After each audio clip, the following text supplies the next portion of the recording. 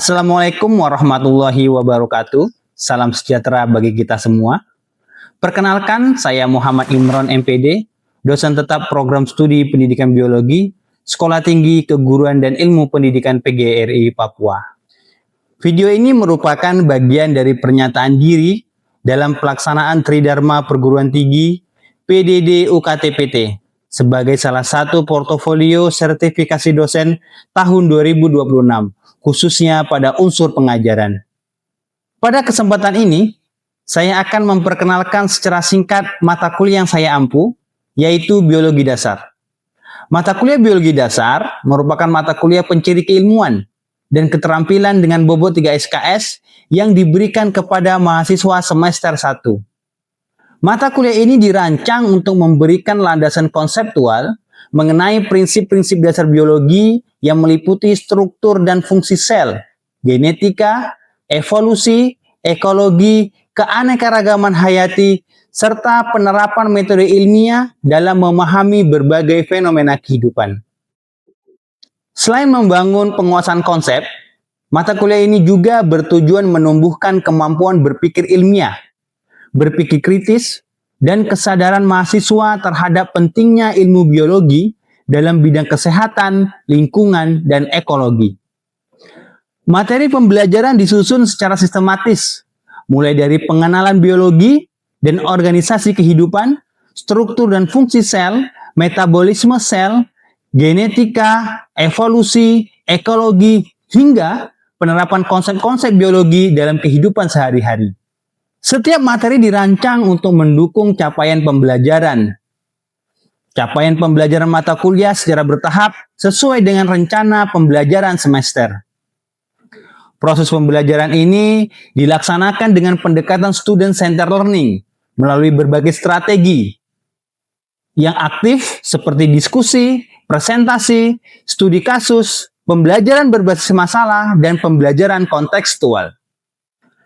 Melalui pendekatan tersebut, mahasiswa diharapkan mampu mengembangkan kemampuan berpikir kritis, komunikasi ilmiah, kolaborasi, serta keterampilan dalam memecahkan berbagai persoalan biologi secara ilmiah. Selanjutnya, Bapak Ibu akan menyaksikan cuplikan proses pembelajaran pada CPMK 5. Pada pertemuan ke-11, yaitu menerapkan konsep-konsep ekologi dalam memahami interaksi antar makhluk hidup, serta antara makhluk hidup dengan lingkungannya. Dengan sub CPMK yaitu menganalisis interaksi antar spesies seperti predasi, simbiosis, dan kompetisi, serta dampaknya terhadap dinamika populasi. Pada pertemuan ini, pembelajaran dilaksanakan menggunakan model Problem Based Learning atau PBL. Mahasiswa diajak menganalisis berbagai permasalahan nyata mengenai interaksi antar organisme, mengidentifikasi bentuk-bentuk hubungan antar spesies, menjelaskan dampaknya terhadap dinamika, populasi, dan keseimbangan ekosistem, serta mengemukakan solusi berdasarkan konsep-konsep ekologi. Sebagai bentuk penguatan pembelajaran, mahasiswa bekerja secara kolaboratif untuk menganalisis studi kasus dan mempresentasikan hasil analisis mengenai interaksi antar spesies beserta pengaruhnya terhadap keseimbangan ekosistem. Semoga cuplikan pembelajaran ini dapat memberikan gambaran mengenai proses pembelajaran yang saya laksanakan dalam mendukung tercapainya capaian pembelajaran mata kuliah. Selamat menyaksikan. Oke, apa kabar semuanya? Sehat? Sehat. Alhamdulillah. Baiklah, sebelum kita masuk ke materi, lebih baiknya kita absen dulu ya. Total absensinya, nanti teman-teman silakan mengisi absen secara mandiri dari jam sekarang hingga pertemuan kita hari ini selesai. Begitu ya. Masih ingat materi kita sebelumnya? Masih ya. Materi kita itu pertama kalau tidak salah itu tentang ekosistem ya. Ekosistem, rantai makanan, apalagi? Jaring-jaring makanan. Jaring-jaring makanan, apalagi? Siklus hidup dan sebagainya. Baiklah, oke. Pertanyaan pertama terkait apa itu ekosistem? Siapa bisa menjawab? Saya, Bapak. Oke, silakan Omi. Ekosistem adalah hubungan timbal balik antar makhluk hidup dengan lingkungannya. Di dalam ekosistem terdapat dua komponen biotik dan abiotik. Mantap sekali, luar biasa. Aplaus dulu untuk Naomi. Pertanyaan kedua, apa yang terjadi apabila salah satu organisme dalam rantai makanan terpengaruh atau tidak ada? Apa yang terjadi? Siapa yang bisa menjawab? Saya, Bapak. Oke, silakan. Jika salah satu organisme hilang, maka aliran energi akan terganggu dan keseimbangan ekosistem juga bisa berubah. Karena setiap organisme memiliki perannya masing-masing dalam rantai makanan. That's right, aplaus dulu. Bagus sekali. Oke, materi kita hari ini masih ada kaitannya dengan materi kita kemarin. Itu membahas tentang, oke tunggu ya. Kita membahas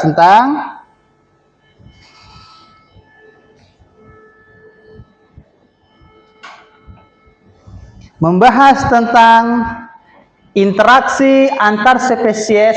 Apa sih tujuan kita mempelajari hari ini? Tujuannya pertama, menjelaskan konsep dasar interaksi antar spesies dalam suatu ekosistem.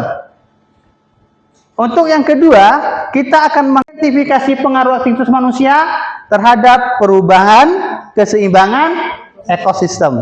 Oke, gambar yang pertama ini yang berwarna hijau dikatakan di sini keterangannya ekosistem seimbang. Yang kedua, ekosistem terganggu. Oke, kira-kira dengan kedua gambar ini, yang pertama membicarakan ekosistem seimbang, ekosistem terganggu, apakah teman-teman bisa membedakan apa sih yang terganggu di sini? Apa sih yang seimbang? Kenapa ketika ekosistem seimbang dia bisa bagus, ketika terganggu bisa mempengaruhi habitatnya? Apa sih penyebabnya? Coba, ada yang bisa bantu Bapak? Baik Bapak, pada ekosistem seimbang, dalam ekosistem tersebut ada keanekaragaman dan organisme yang hidup yang saling berkaitan. Dan dalam ekosistem terganggu tersebut tidak ada ekosistem yang berkaitan dan organisme yang bersaling menghubungkan satu sama lain. Di ekosistem seimbang ini ada cendrawasih, kanguru pohon, sama kasuari. Di dalam ekosistem seimbang ada namanya kompetisi, persaingan makanan, dan saling menguntungkan, yaitu mutualisme, serta ada rantai-rantai makanan yang menghubungkan satu sama lain. Dalam bentuk ekosistem seimbang tersebut, rantai makanan pasti terjadi. Salah satunya cendrawasih makan buah-buahan atau serangga, kemudian meninggal atau mati, diuraikan oleh pengurai, lagi terus berlanjut terus menerus. Itu saja menurut saya. Oke, bagus sekali. Hapus dulu untuk Samosir. Nah, benar kata Samosir, ketika kita bicara ekosistem seimbang, artinya organisme-organisme yang ada di dalamnya masih berinteraksi dengan baik. Mau dia interaksi simbiosis mutualisme kah, parasitisme kah, komensalisme kah, itu semua masih terjadi di dalamnya. Dari kedua gambar ini kita akan menjawab pertanyaan-pertanyaan ini. Pertanyaan pertama, mengapa dua spesies yang hidup pada habitat yang sama dapat saling mempengaruhi? Pertanyaan kedua, apakah semua interaksi antar spesies bersifat saling menguntungkan? Yang ketiga, apa yang terjadi apabila salah satu spesies menghilang dalam suatu ekosistem? Yang keempat, bagaimana aktivitas manusia mempengaruhi interaksi antar spesies? Itu adalah kajian-kajian yang akan kita pelajari hari ini. Tentu teman-teman mengerti, teman-teman paham mengapa burung cendrawasih mengalami penurunan populasi. Salah satunya ini, alih fungsi lahan. Kenapa dia turun? Burung cendrawasih itu tinggalnya di mana? Di hutan, di pepohonan. Kalau tumbuhan kita sudah ditebang, dikasih habis dia, hilang dia, maka penurunan populasi cendrawasih terjadi. Apabila kita lakukan terus-menerus deforestasi ini, tebang, jangan heran nanti 10 tahun, 20 tahun ke depan, burung cendrawasih hanya tinggal nama. Kita tidak akan mengenal lagi seperti apa burung cendrawasih itu. Tidak bisa melihat lagi seperti apa burung cendrawasih itu. Hanya tinggal simbol Papua, burung cendrawasih Tifa. Mana burung cendrawasih sudah hidup, sudah tidak ada lagi. Seperti itulah kira-kira. Ya, jadi intinya kalau kita menjaga hutan, tidak melakukan penebangan, berarti kita menjaga ekosistem terjaga sehingga burung-burung cendrawasih dan hewan-hewan endemik Papua masih ada di dalamnya. Oke? Tahu harimau jantan?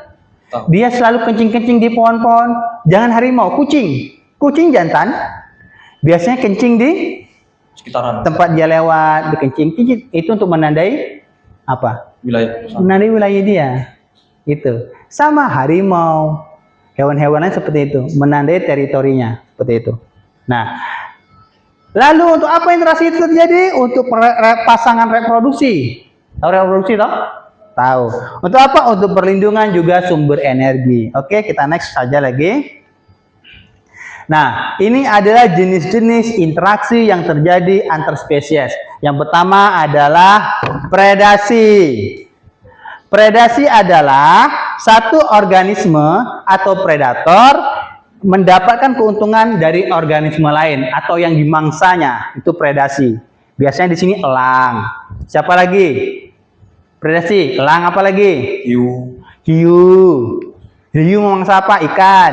Apa lagi? Harimau, buaya, ular.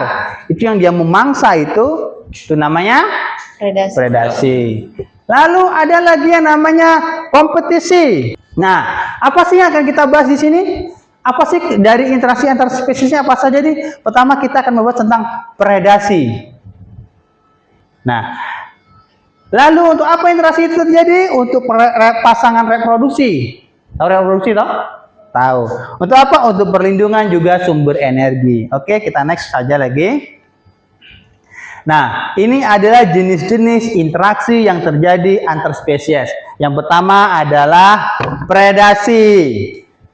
Predasi adalah satu organisme atau predator mendapatkan keuntungan dari organisme lain atau yang dimangsanya, itu predasi. Biasanya di sini elang. Siapa lagi? Predasi. Elang apa lagi? Hiu. Hiu. Hiu memangsa apa? Ikan. Apalagi harimau, buaya, ular. Itu yang dia memangsa itu namanya predasi. Lalu ada simbiosis. Ini hubungan yang terjadi pada makhluk hidup. Ada simbiosis, mutualisme. Apa simbiosis mutualisme? Coba bisa menjawab siapa? Saya, Bapak. Oke, silakan. Kedua organisme saling membutuhkan. Oke, sip. Terima kasih. Bagus sekali. Simbiosis mutualisme adalah hubungan antara dua organisme yang saling menguntungkan. Nimrod dengan Victor, ketika dia berhubungan dan saling menguntungkan, maka itu bisa dikatakan sebagai simbiosis mutualisme. Apakah seperti itu?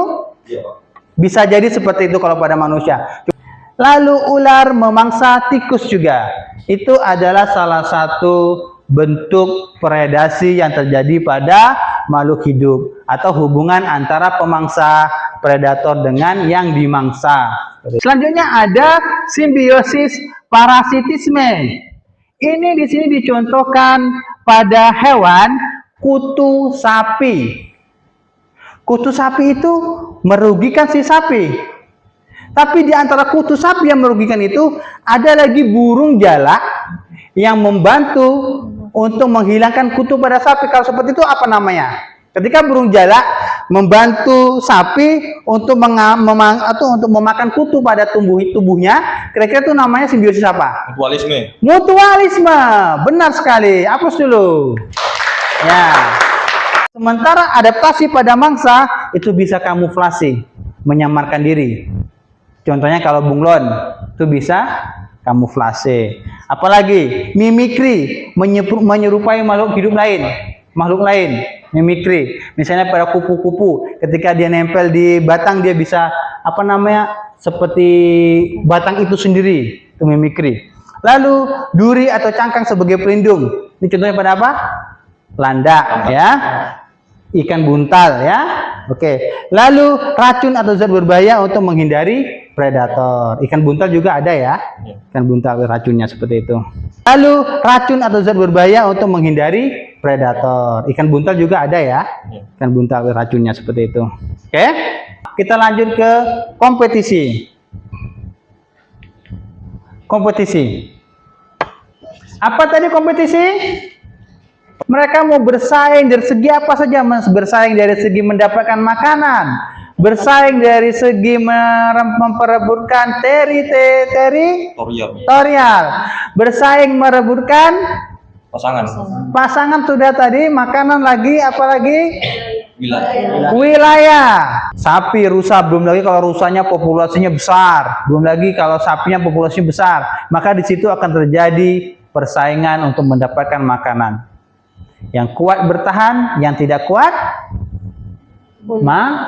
mati. Biasanya seperti itu. Oke? Nah, itu salah satu kompetisi. Ada pertanyaan? Tidak ada? Baik. Pintar berarti. Sip. Selanjutnya lalu ada satu lagi parasit pada fase larva. Itu namanya parasitoid.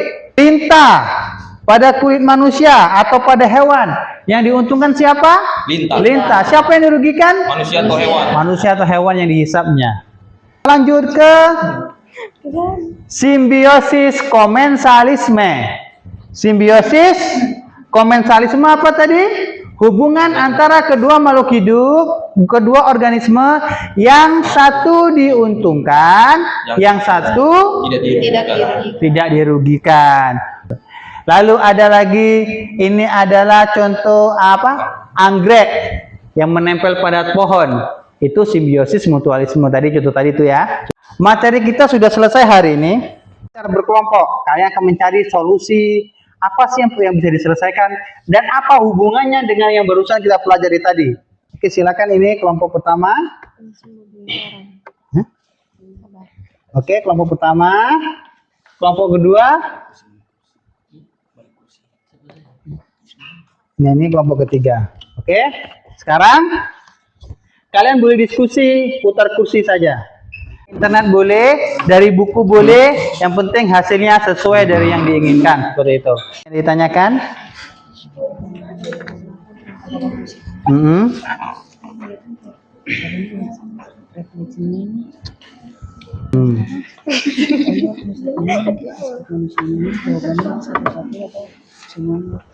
Oh, nanti silakan jawab saja. Boleh satu-satu, boleh semuanya. Sesuai dari yang kita diskusikan di sini ya. Sesuaikan saja. Oke. Sip. Teman, diskusi kita sudah 15 menit berlangsung ya. Kita langsung saja, mungkin teman-teman bisa mempresentasikan dari hasil diskusi teman-teman. Oke, silakan kepada saudari Naomi untuk menjawab hasil diskusinya. Baik. Terima kasih atas kesempatan yang diberikan Bapak kepada kelompok kami.